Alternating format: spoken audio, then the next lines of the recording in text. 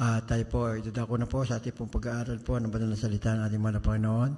At bago po sa ating pong Bible study, join me in prayer. Hallelujah. Praise the Lord.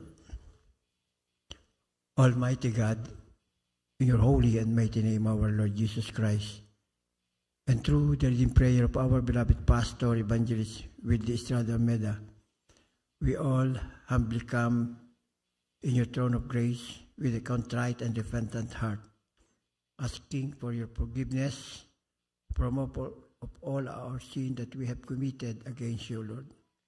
Yes, Lord, we always displease you in so many ways. Please forgive us, have mercy, have pity upon us. Cleanse us, O Lord, with your most precious blood shed in the cross of Calvary. Create in us a new clean heart, a new mindset that will do your will until you return. Lord, fill us all with your Holy Spirit and make us all worthy of your calling for your kingdom. Heavenly Father, we ask you to bless and anoint your holy word that we are going to share in this Bible study. Be with us and guide us. Be in our midst. We can do nothing without you, Lord. I also ask you, Father, to bless and anoint every single word that will come out from my lips, and let it be a blessing to each and every one of us. Lord, open our spiritual eyes to see and our ear to hear. Give us all wisdom to comprehend and understand your holy word. This is, we pray, in your holy and mighty name, our Lord Jesus Christ. And through the reading prayer of our beloved pastor, we bind and rebuke all power of darkness, doubts, unbeliefs, hindrances, distraction, cast out in Jesus' name. Amen, amen. Hallelujah. Praise the Lord. Purihin po ang ating mahal na Panginoon. Hallelujah. Praise the Lord. First and foremost, I would like to give the highest praise, the highest worship, the highest glory, and everlasting thanksgiving to our Lord of Lords, King of Kings, ever dearest Jesus. Hallelujah. Praise the Lord. And I would like also to give my greetings and double respect to our beloved pastor, Evangelist Willie Estrada Almeida, to his beloved children, grandchildren, to his beloved in-laws. And we also cherish and treasure the loving memories of our beloved Assistant Pastor Lina C. Almeida. And to all of you, beloved brethren, a pleasant good afternoon, and may the blessings of our Lord Jesus Christ come upon your life. Hallelujah. Praise the Lord. To all birthday celebrants for the month of January, God bless you all po with long life, good health, and spiritual blessing. A special greeting to our beloved brethren from Arizona, beloved Brother Joe Powder and beloved Sister Joanne Powder. God bless you po for being with us today to glorify, to honor, to worship our Lord Jesus Christ. Hallelujah. Praise the Lord. Pagpalain po kayo ng ating mahal na Panginoon. Hallelujah. Praise the Lord. At to all our webcast viewers, God bless you all din po for being with us through viewing our webcast live. Hallelujah. Praise the Lord. Now let's come to our Bible study. And our topic for today is how our dearest Lord makes people right with Himself. Bakit dapat nating pangalagaan o pagsumigsigan o sikasuhin ang pagiging tama sa harapan ng ating pagiging matuwid sa harapan ng ating mahal na Panginoon? Ipinakikita o pinaalam ng banal na kasulatan o ng mabuting balita kung gaano ginagawang tama ng ating mahal na Panginoon ang mga tao sa kanyang harapan. Hallelujah. Praise the Lord. Let's read it. The first verse, Romans chapter 1, verse 17. From the book of Romans chapter 1, verse 17.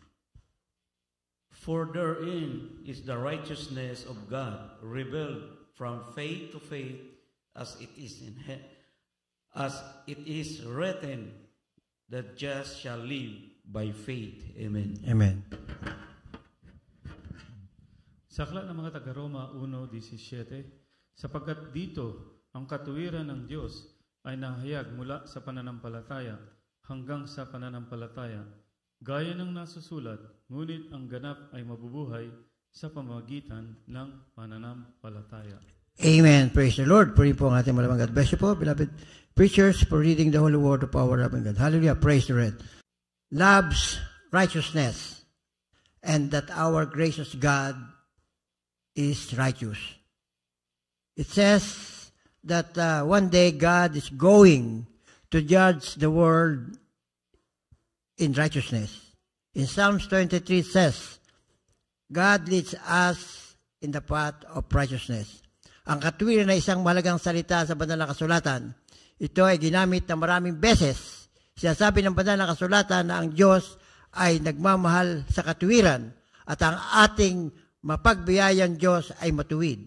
Sinabi sa awit 23 na pinapatnubayan tayo ng Diyos ng landas ng katuwiran. Basahin po natin ito, Psalms chapter 23 verse 3. From the book of Psalms chapter 23 verse 3. He restored my soul, he led me in the path of righteousness for his name's sake. Amen.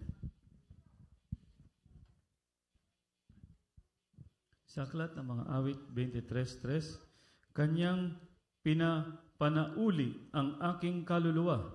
Pinapatnubayan niya ako sa mga landas ng katuwiran, alang-alang sa kanyang pangalan. Amen. Amen.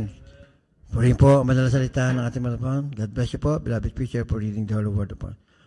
What does righteousness mean?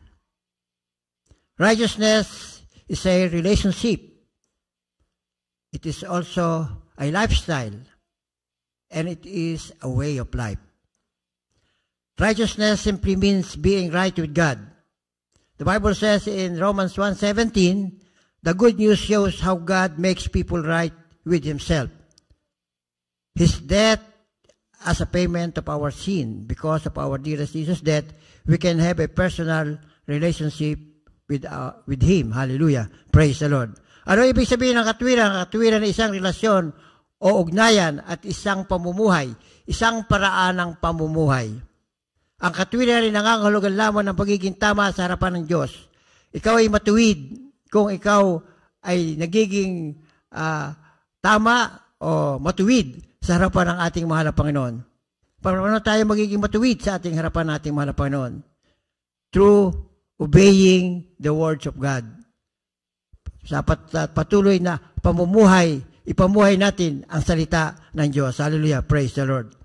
Ang banal na kasulatan ng mabubuting balita ay ginagawa tayong matuwid ng ating mahal na Panginoong Diyos sa kanyang sarili o harapan sa pamamagitan ng kanyang kamatayan bilang sa krus ng Kalbaryo, bilang kabayaran sa ating mga kasalanan. Dahil sa kanyang kamatayan, ang mahal na Panginoon ay tayo'y nagkaroon ng personal na ugnayan sa Kanya kung siya'y ating tatanggapin at paglilingkuran at ipamumuhay ang Kanyang salita. The time we accepted our Lord Jesus Christ is the time na binigyan tayo ng pagkakataon, give us a chance to be with Him, to live bilang isang tunay na mananampalataya. Hallelujah, praise the Lord. So, hindi ibig sabihin na tanggap mo ng ating mga okay na. Yun ang umpisa ng ating paglilingkod. Yun ang umpisa ng ating buhay. Dapat nating paglingkuran ng ating mahalapan sa pamamagitan ng pagtupad o pagtalima sa kanyang mga utos. Hallelujah, praise the Lord. Napaka bait ng ating mahalapan. He is real righteous and kind. He is mapagpahinuhod, mauwain, mahabagin. Diyos na makapangyarihan sa lahat, na kung tayo nagkukulang o nagkakamali, ay tapat siya na tayo patatawarin. Pero ang palagi ang paggawa ng pagkakamali sa harapan ng ating mahal na Panginoon ay siyang maghihiwalay sa atin sa Kanya. Kahit na ganong kabait o ganong kahabagin ng ating mahal na Panginoon, kung ikaw ay patuloy na ginagawa ang kasalanan, ang sabi nga sa banal na kasulatan, nagigrieve ang Holy Spirit at ito'y lalayo sa iyo. Hallelujah. Ang ibig sabihin nito, hindi ang Diyos ang lumayo sa iyo. Ikaw ang lumayo sa Kanya dahil hindi mo sinunod ang Kanyang mga utos. Hindi mo ipinamuhay ang Kanyang mga utos. Hallelujah. Praise the Lord. Ang sabi nga po sa banal na kasulatan ay bakit hindi dapat nating bakit nalulungkot o bakit napapahiwalay tayo sa ating mahal na Panginoon kapag tayo po ay nakakagawa ng kasalanan? Sapagkat ang kasalanan, or disobedience sa ating mahal na Panginoon ay nagiging kaaway tayo ng ating mahal na Panginoon. Tumatalikod sa atin ang mahal na Panginoon.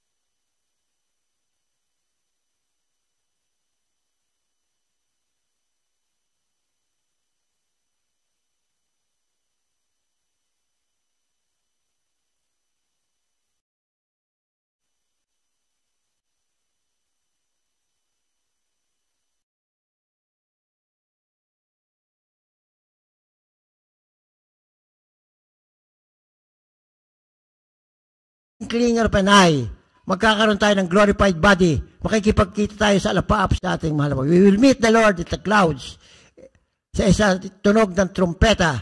At yung may iwan ay kapighatian ng mangyayari. May hirap ka nang mapapunta sa langit kapag ikay naiwan. Dahil dadaan ka sa maraming dadaan ka sa mga torture. Paano kung halimbawa yung pamilya ka, may mga anak ka, naiwan ka, ay hindi ka makakabili ng pagkain. Hindi ka makakahalubilo kung wala kang tatak ng 666. Yung po ang tatak ng kaaway ng Diyos. Pag ikay natatakan noon, 100% doon ka na sa empino, kasama ka na ng Diyos. Ng Diyos ni Satanas. Doon ko, pag ikay may tatak na 666. Kaya po napakalagang alam natin ang mga bagay na ito. At parang tayo matatakan ng 666, ay magpakabuti na tayo sa paglilingkod. Ngayon nga siya sabi, may mga binibigay daw pang mga injection, may mga SIM, o whatever na nandun na militaxi. Ang sinasabi sa banal na kasulatan, ang tataka ng 666 is after the rapture. Maliwanag po yan sa banal na kasulatan. Aywan ko kung anong mga panliling lang ang ginagawa dito sa ibabaw. Sa bagay, mas maganda yung naiintindihan nila na meron 666 na pag sa'y tatatakan noon, ay hindi sila makakapasok sa kaharian ng Diyos sa isa'y pag-aari na ng kaaway ng Diyos. Hallelujah, praise the Lord. Kaya po napakahalaga natin ang mga bagay. Pag sumigasigan natin, pag sumikapan natin na talagang tayo makapaglingkod sa atin, tanggalin na natin yung ating pride, tanggalin natin yung galit sa ating mga puso, tanggalin natin yung mga makasanlibutang bagay na hindi nabubuhay tayo dito sa sandali lang ang buhay natin dito sa ibabaw ng lupa. God gave us now almost 100 years to live here on earth. Ay, after 100 years, after na mamatay ka, kunin ka na maaga, saan ka pupunta kung wala kang relasyon? If you don't have any relationship with our Lord Jesus Christ, with God, hindi ka makakapasok. You cannot enter into the kingdom of God. Totoo yan. Sinasabi sa banal na kasulatan. Kung hindi naman natin papaniwalaan ng banal na kasulatan, naniniwala sa edukasyon. Ang edukasyon, gumagamit ng libro. Ang mga doktor, may libro. Ang abogado, may libro. Ang mga komersyo, may libro. Lahat may libro. Ang batayan ng libro. Ayun, tayo bilang mananampalataya, ang batayan natin ang libro. Ang walang iba, kundi ang banal na kasulatan. Ang mabuting balita na nasa banal na kasulatan na ibinigay ng Diyos sa tao para pag-aralan at ipamuhay ang banal na salita. Hallelujah. Praise the Lord. Purihin po ang ating pong pinakamamahal na pangbasahin po natin ang ating last verse, John 15:6-7. At maganda na po ang ating pong manunugtog. Hallelujah. Praise the Lord. From the book of John chapter 15, verse 6 and 7. If a man abide not in me, he cast out forth as a branch, and he is withered, and men gathered them, and cast them into the fire, and they are burned. 7. If abide in me, and my words abide in you, ye shall ask what ye will, and it shall be done unto you. Amen. Amen. Sa aklat ng Juan 15:6-7, kung ang sino man ay hindi manatili sa akin, ay siya'y matatapong katulad ng sanga at matutuyo at mga titipunin at mga ihahagis sa apoy at mga susunog. Kung kayo'y magsipanatili sa akin at ang mga salita ko'y magsipanatili sa inyo, ay hingin ninyo ang anumang inyong ibigin at gagawin sa inyo. Amen. Purihin po ang banal na salita. Hallelujah. Praise the Lord. Palakpan po natin ang isang malakas na palakpak po ang ating mga lapalaw. Maliwanag na maliwanag. Na kung tayo mananatili sa Kanya, tayo po, anumang ating hilingin at ating gagawin, at ibibigay sa atin. Subalit kung hindi tayo mananatili sa sabi sa banal na kasulatan, matutulad daw tayo sa sasanga na tutuyo at itatapon sa apoy. Ganong kasimple lamang ang banal na salita na dapat natin mga. We cannot blame our merciful God because He give us the choice right now to have a relationship with Him. He wants us to choose to love Him. Loving Him is obeying His commands. And when we do, we will be made right with Him. It will change our lives here on earth and for eternity. Hindi natin masisisi ang mauwain at mahabagin at mapagmahal na Diyos dahil binigyan na tayo ng pagpipilian sa ngayon na magkaroon ng relasyon sa Kanya. Lahat ng choice ay binibigay sa atin. So, sino ang ating pipiliin? Dapat, bilang isang ang pipiliin mo ay ang makapangyarihan Diyos. Nais niyang piliin nating mahalin siya. Paano natin mamahalin ang ating malapan?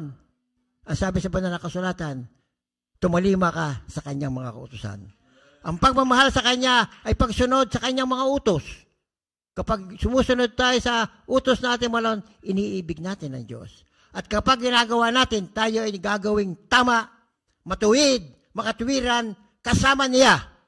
Babaguhin niya ang ating buhay dito sa ibabaw ng lupa at sa kawalang hanggan. Hallelujah! Praise the Lord. Puri po ang ating mahal na Panginoon. At mga minamahal, mahal na mahal tayong lahat ng ating mahal. Ipinaalala sa atin ang ating mga dapat gawin upang tayo po ay makasama niya sa buhay na walang hanggan. Gawin natin ang tama, ipamuhay natin. Kung hindi pa natin nagagawa, hingin natin sa ating mahal na Panginoon na tayo lubusang baguhin. Palitan yung masamang gawa sa ating buhay na mabuting gawa at patuloy na hingin natin ang banal na Espiritu ay laging nasa atin. Purin po ang ating mahal na Panginoon. Hallelujah. Praise the Lord. Purin po ang ating mahal po.